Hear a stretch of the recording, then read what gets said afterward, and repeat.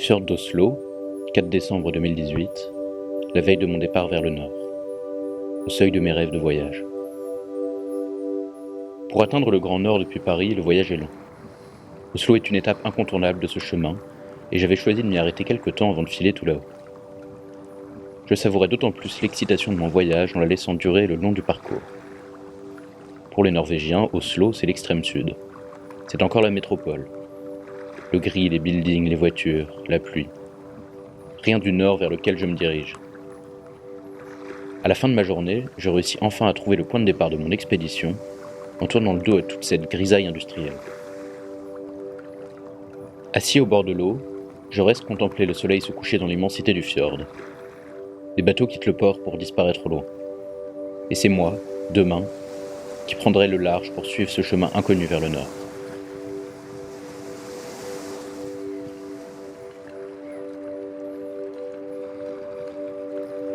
Je suis excité de partir. J'apprécie ces premiers instants de contemplation solitaire. J'imagine que c'est à l'image du voyage que je m'apprête à vivre.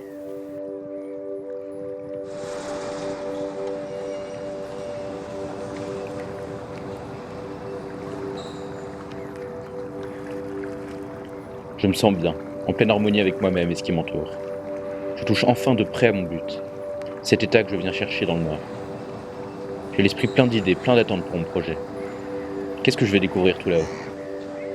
Je m'en vais sur un terrain vierge, loin des hommes, loin de mes doutes, loin de mes angoisses, loin de la pression familiale, académique, professionnelle.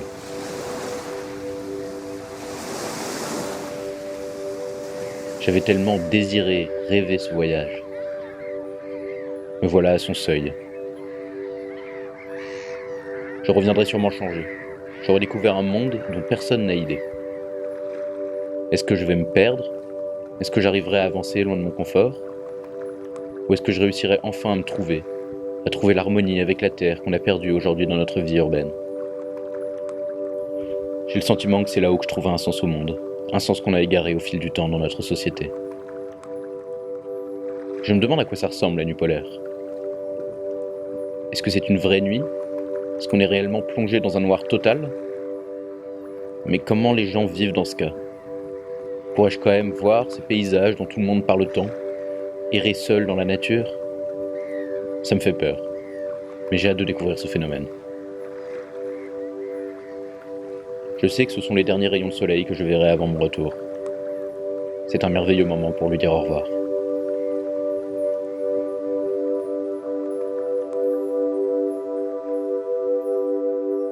Tromsø, 5 décembre 2018, errance urbaine à la recherche du Nord. Il est 14h lorsque je débarque à Tromsø. Il fait nuit noire. Le bus me dépose vers le port, au milieu d'hôtels et de parkings, sans aucune indication supplémentaire. Les rues autour de moi sont vides. J'aperçois vaguement le fjord, noir comme le ciel. J'ai du mal à distinguer les montagnes au loin dans l'obscurité, qui avaient pourtant l'air si belles. Qu'est-ce que je fais ici ? Je marche dans une direction aléatoire et je finis enfin par trouver mon chemin vers mon auberge, en retrait dans les hauteurs de la ville, une zone résidentielle. Voilà, c'est le moment où mon voyage commence. Je suis ici, seul, dans une totale liberté. Une liberté frustrante dont je ne sais pas quoi faire. Je peux aller où je veux, accomplir mes désirs d'aventure, enfin saisir ce nord dont je rêvais. Malgré tout, je ne sais pas où aller. Je voudrais partir en expédition, errer dans les montagnes, me perdre dans l'immensité, mais la nuit et le froid ne me feront pas avancer bien loin. Je pars donc découvrir la ville, muni de ma caméra. Il faut bien commencer quelque part. Sous mon regard de touriste, je cherche ce qui peut être esthétique, ce qui peut appartenir au nord que j'imagine. Comment filmer cette ville ? Je marche, je cherche, je tourne rond, je reviens sur mes pas.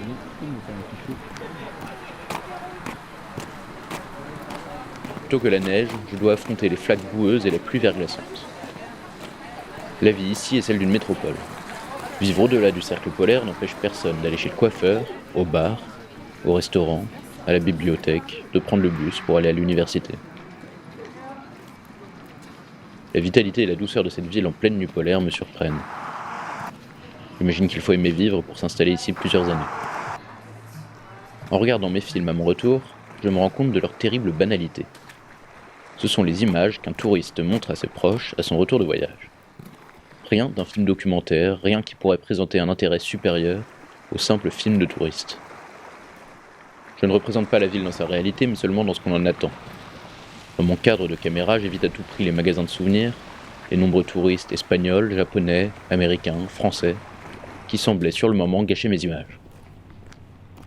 J'évite les fast-foods, les centres commerciaux, tout bâtiment qui me paraîtrait trop occidental, trop habituel. J'évite aussi les centres d'expédition proposant pour un coût exorbitant un tour pour observer les aurores boréales. On peut vraiment tout vendre aujourd'hui. Dans ma dégaine d'explorateur documentariste, je ne filme que les images desquelles je suis parti à la recherche. Je tente de me rapprocher le plus possible des paysages que j'ai dans la tête pour satisfaire mon imaginaire. Je rapporterai les mêmes images que tous les touristes, et c'est ainsi que je me souviendrai de ce lieu, que je penserai sa réalité. Comme tout le monde, je montrerai que mon voyage était unique. Je cherche à me convaincre que je ne suis pas comme eux, mais il faut que je l'accepte.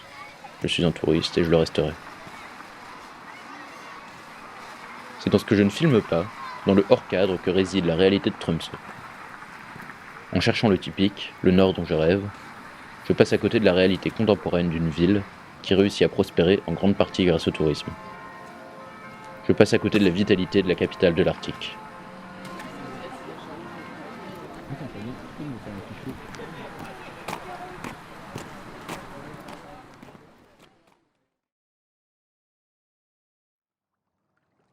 Tromsø, 6 décembre 2018. Mon nord, leur nord. Enfin, je vois Tromsø sous la lumière. Ici, on n'y a le droit qu'à quelques heures par jour. Le soleil qui a déjà disparu derrière l'horizon nous offre les restes de ses rayons de 11 à 14 heures.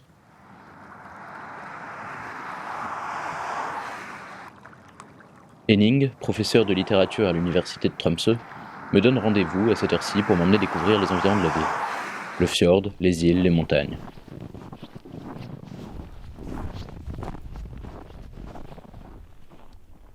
Enfin, je vis pleinement ce voyage nordique à bord de sa voiture qui s'aventure sur des routes enterrées sous la neige. Nous nous arrêtons contempler le spectacle onirique que nous offre ce paysage immense et vierge. Un ballet de couleurs et de lumières polaires qui progressent à toute vitesse, nous offrant simultanément l'aube, le zénith et le crépuscule.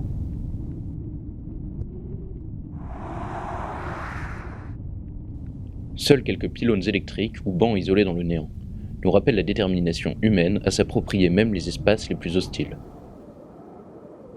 Le temps de quelques heures précieuses, j'ai enfin trouvé le nord que je cherchais.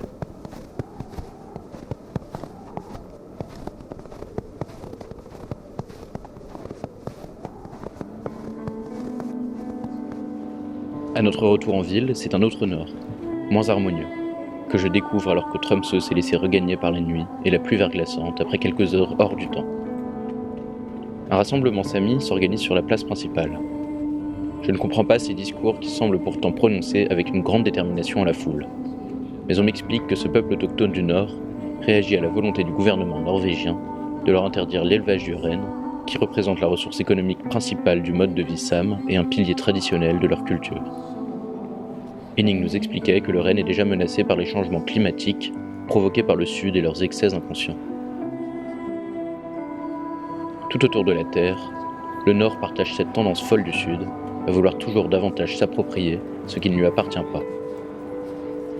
Voilà que ce système que je fuis a réussi à atteindre cet espace dont j'ai tant rêvé. Je me rends compte que je venais moi-même de consommer ces paysages nordiques pour ma satisfaction personnelle, mais que je n'avais pas pensé une minute à cette réalité humaine. Avant d'être le terrain de mes fantasmes, cette région est le pays d'habitants avec une histoire, une culture, un mode de vie, des coutumes. C'est peut-être à cause de gens comme moi que les Samis doivent se soulever.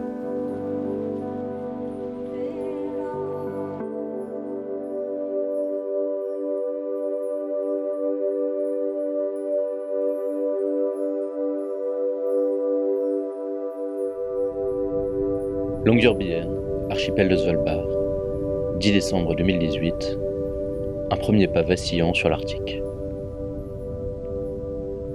Après m'être installé dans ma chambre d'auberge, je superpose de nombreuses couches de vêtements chauds, mon gros manteau d'hiver, mon gilet réfléchissant obligatoire, mon bonnet, mes gants, j'enfile mes bottes et je mets enfin les pieds sur cette terre perdue au milieu de l'Arctique qui m'a tant intrigué, en me laissant surprendre par une forte rafale de vent polaire qui m'atteint en plein visage.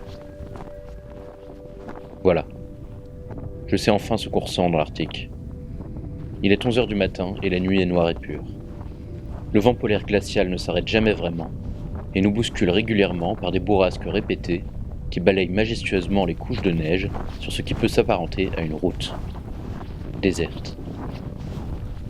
J'aperçois en contrebas la petite ville de Longyearbyen par ses faibles lumières. Je dois deviner l'impressionnante vallée qui m'entoure. Mes yeux distinguent progressivement les contours des montagnes que je complète par mon imagination.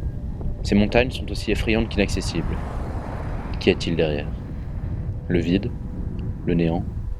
L'immensité ? Les ours polaires ? Je dois imaginer ce lieu, le ressentir. Je ne le verrai jamais réellement. Peut-être par ma caméra, je vais essayer. Je tente mes premiers films. Le vent me fait bouger. Rien n'apparaît sur ma caméra. Je fais quelques réglages, j'augmente les ISO, l'ouverture, la vitesse d'obturation. Enfin, j'aperçois mieux la vallée, mais le mouvement n'est pas fluide, et l'image est parasitée par un bruit. Je dois trouver un juste milieu. Mais cette neige qui tombe devant mes yeux m'empêche de bien voir mon objectif. Il va falloir en partie compter sur le hasard pour guider mes films. J'enlève mes gants pour planter mon trépied dans la neige. En quelques minutes, mes doigts commencent à geler. Mon trépied n'est pas assez lourd, le vent le fait bouger, c'est inutile. Je tente de capter le sifflement strident du vent qui glisse sur les tuyauteries gelées sorties de la terre, mais les rafales font saturer mon micro. Je cherche des sources de lumière sur lesquelles me rattacher. Cette grande tente violette lumineuse, par exemple. Qu'est-ce que c'est ? Elle m'intrigue. Les conditions, la nature, l'Arctique, ma caméra, choisiront à ma place les images que je rapporterai. Comment réussir à capter ces sensations ? Ce paysage que j'imagine plus que je ne vois. Ce sentiment de voyager hors de la Terre, hors du temps. Je me rapproche de ce que les astronautes doivent ressentir sur la Lune. Je suis seul ici, loin de l'humanité, reculé du monde connu, invisible dans les ténèbres. Qui pourrait se douter de ma présence ici ? Si d'abord la nuit polaire me fascinait, elle commence maintenant à m'angoisser. Comment vais-je réussir à vivre plusieurs jours dans le noir total ? J'ai froid. Je me résous à rentrer dans l'auberge. Je ne m'attendais pas à faire face à ces difficultés. Je réessayerai plus tard.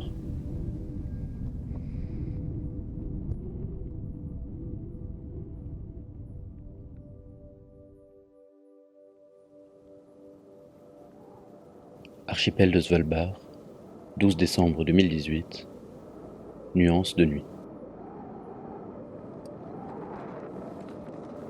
Quand on sort de la petite ville de Longyearbyen, on apprend à observer les différentes nuances de l'obscurité. Il y en a à peu près autant que de nuances de lumière en pleine journée. Le noir pur de la nuit dans les montagnes, le noir jaune-orange du nuage éclairé par la ville, la voie lactée qui émerge à l'œil quand il s'acclimate à la nuit, l'aurore boréale qui surgit majestueusement dans le ciel, mais qui échappe à la caméra, le noir total de la mine auquel l'œil humain ne pourra jamais s'adapter, ou le noir nautique, cette légère nuance bleu marine dans le ciel que le soleil au zénith, à plusieurs centaines de kilomètres au sud, nous offre modestement.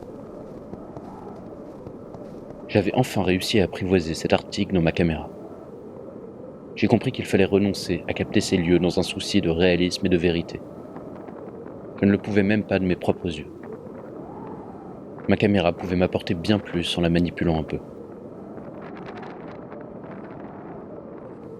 Lors de cette expédition, je garde la tête levée vers le ciel, qui m'offre plein de surprises invisibles que je tente de déceler par mon objectif.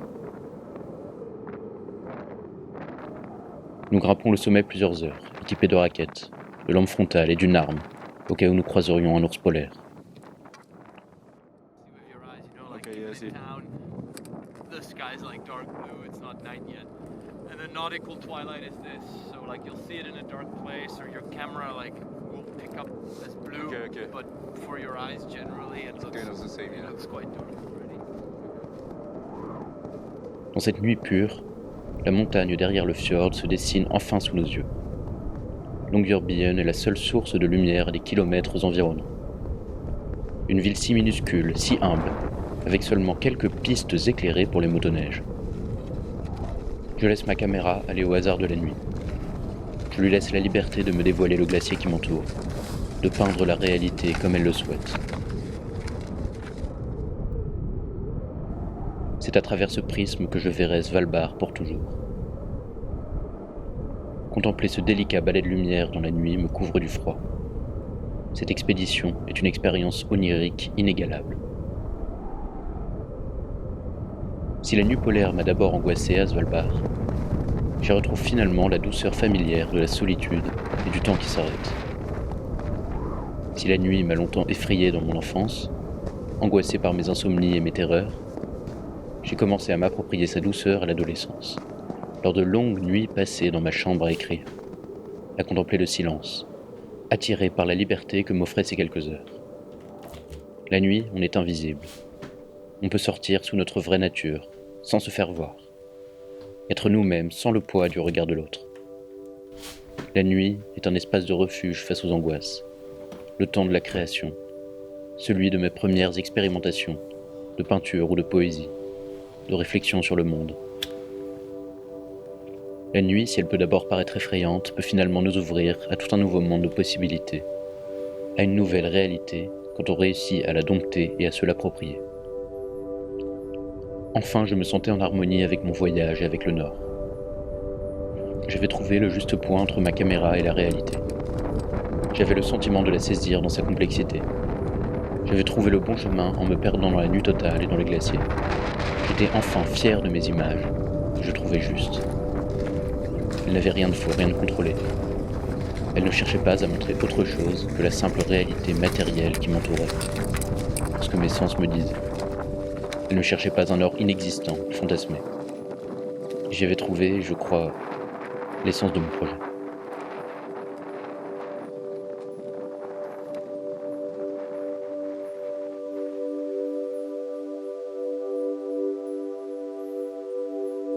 Longyearbyen, 15 décembre 2018, l'homme et l'Arctique. Ce matin, c'est mon dernier jour à Svalbard. Je me réveille dans l'obscurité. Le soleil ne réapparaîtra pas, je le sais. La nuit polaire m'est de plus en plus indifférente. Je descends cette vallée que je connais bien maintenant, et je me dirige vers le centre de Longyearbyen. Mon regard sur la ville a évolué. Elle me paraît moins surréaliste qu'à mon arrivée, moins étrangère, moins mystérieuse. C'est incroyable la vitesse à laquelle on peut s'habituer à un lieu, se l'approprier, changer son regard. On le voit pour la première fois, on est perdu, dérouté. Les distances paraissent immenses, la ville un labyrinthe. Et en quelques balades, quelques événements banals, on se sent en Arctique comme chez soi. On connaît les rues, le chemin pour entrer à l'auberge devient routinier.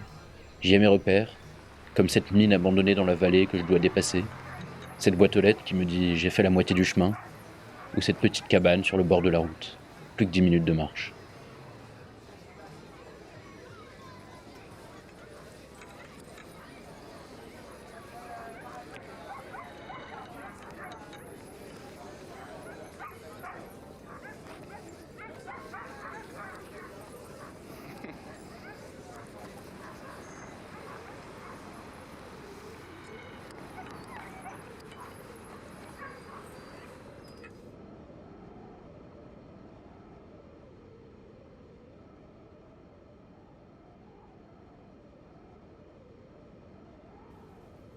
À l'entrée du musée de l'université, je dépose mes chaussures dans un casier, comme tout le monde, pour enfiler des chaussons.